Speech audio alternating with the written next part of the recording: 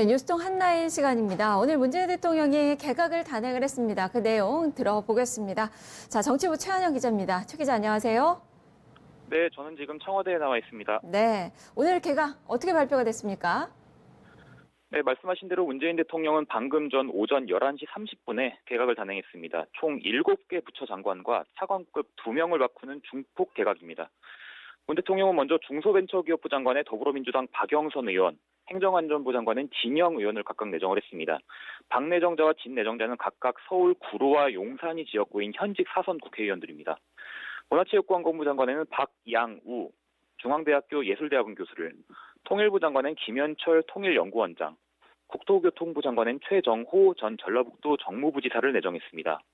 과학기술정보통신부 장관에는 조동호 카이스트 전기전자공학부 교수, 해양수산부 장관은 문성혁 세계해사대학 교수를 내정했습니다. 이들 7명의 장관 내정자들은 이후 국회 인사청문회 등을 거쳐서 임명 절차를 밟게 됩니다. 이와 함께 문재인 대통령은 2명의 차관급 인사도 단행을 했는데요. 식품의약품안전처장에 이의경 성균관대 제약산업학과 교수를 임명했고, 대도시권 광역교통위원회 위원장에 최기주 아주대 교통시스템공학과 교수를 각각 내정을 했습니다. 네, 중폭 개각입니다. 특히 이번 그 개각은 의원 입각으로 관심이 좀 많이 모아졌었는데, 우상호 의원이 당에 잔류를 했어요. 예상보다 정치인 입각이 좀 줄었는데요. 그 이유를 어떻게 보세요? 네, 당초 문재인 대통령은 이번 입각 조건으로 내년에 있을 2020년 21대 총선 불출마를 내세웠습니다. 그러니까 총선이 1년밖에 남지 않았기 때문에 이번에 장 차관에 임명되는 사람들이 총선 출마를 고려하게 되면 이게 원활한 부처 운영이 어렵게 됩니다. 방금 말씀하신 대로 문체부 장관의 더불어민주당 원내대표를 역임한 3선의 우상호 의원이 유력하다는 언론 보도가 많았는데요. 어제 강기정 수석과의 만남에서 민주당 이해찬 대표가 좀 만류한 것으로 알려져 있습니다. 당에서 해야 할 일이 많다라는 그런 취지인데요. 이에 따라서 우상호 의원은 의정 활동에 집중을 하면서 내년도 21대 총선에 매진할 것으로 보입니다. 민주당 이해식 대변인도 청와대 발표 직후에 우상호 의원은 차기 총선 승리를 위해서 추후 당에서 적합한 역할을 할 예정이다라고 밝혔습니다. 대신에 이번에 장관직에 오르게 될 것으로 보이는 박영선 의원과 진영 의원은 이후 서울시장 등의 지방자치단체장을 노리거나 혹은 다른 정치 행보를 계획할 것으로 보입니다.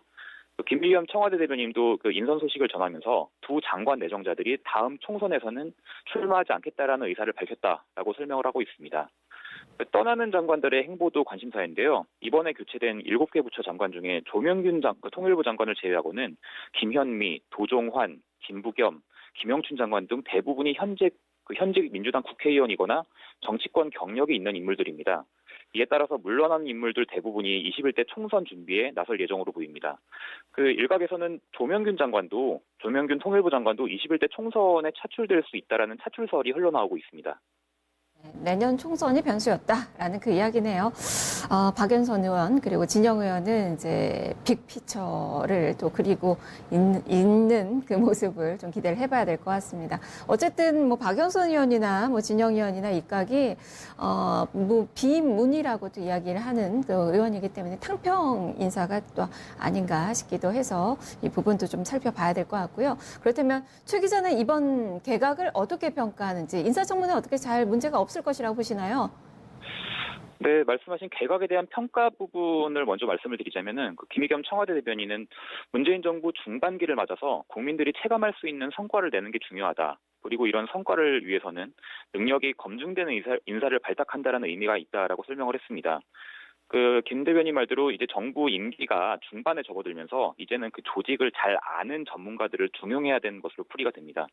실제로 최종호 국토부 장관 내정자와 박양우 문체부 장관 내정자는 각각 해당 부서에서 차관을 한 경험이 있습니다. 또 김현철 통일부 장관 내정자도 오랜 기간 북한 연구에 몰두한 학자 출신이고 정동영 장관 시절에 정책보좌관도 역임을 했습니다. 또 문성혁 해수부 장관 내정자는 현대상선 1등 항해사 출신입니다. 그만큼 현장을 잘 안다라는 평가를 받고 있습니다. 문 대통령은 조직을 잘 아는 사람들을 중용을 해서 각 부처에서 성과를 내겠다는 의도로 보입니다. 인사청문회 말씀하셨는데 위에서 말씀드린 대로 이번에 문 대통령이 임명한 대부분의 사람 중이 공직 생활을 했던 인물들입니다. 그간의 인사청문회 과정을 보면은 공직 외에서 활동을 하다가 문제 있는 경우가 좀 많았는데, 그런 면에서 장관 내정자들의 국회 인사청문회 통과는 상대적으로 무난히 되지 않을까 보입니다. 김의겸 대변인도 청와대가 집권 초반부터 장 차관 인선 원칙으로 제시했던 7대 원칙이 있습니다. 그러니까 병역 기피, 부동산 탈루, 논문 표절, 위장 전입 뭐 이런 내용들인데 인선 과정에서 7대 원칙 검증을 통해서 확인을 했다라고 밝혔습니다. 공직 생활도 했고 뭐 정치권에서도 뭐 체급을 높였던 분들이라 좀 인사청문회 문제가 없을 것이다라는 그 이야기네요. 말씀 잘 들었습니다. 네, 지금까지 청와대에서 전해드렸습니다. 네, 최한영 기자였습니다. 이 3년차 징크스란 말이 정치권에는 있죠. 이 문재인 대통령 3년 차를 맞아서 이 장관들이 잘 그 역할을, 지원군 역할을 해주기를 기대를 해봐야 될 것 같습니다. 뉴스동 한라인이었습니다.